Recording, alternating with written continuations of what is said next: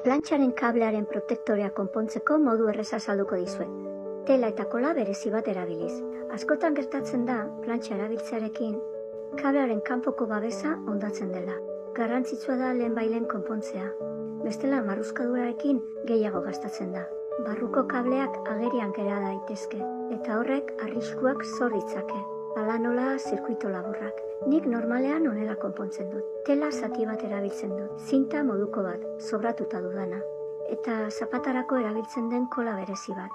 Kola gustatzen zait, malgua delako, eta kablearen zatia ere malgua denez oso ondo gokitzen da. Gainera, beste konponketa batzuetarako ere erabilgarria da etxean. Oinetakoak, bizikletako piezak edo bestelako gauzak itxasteko. Prozesua erresa da. Lehenengo kola eman, kablearen gainean, eta pixka bat uzten da lehortzen mordiente har dezan. Hau da, itxaskorra baina ez guztia egon dadin. Ondoren, tela edo zinta jartzen da gainean. Ondo ez dutuz. Bideoan ikus daitekeen bezala.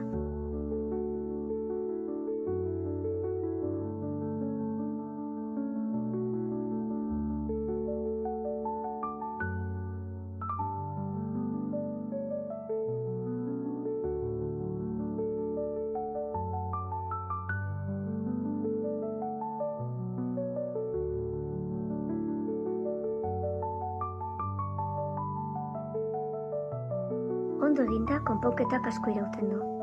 Modu erresa eta praktikoa da. Espero dut lagungarria izatea.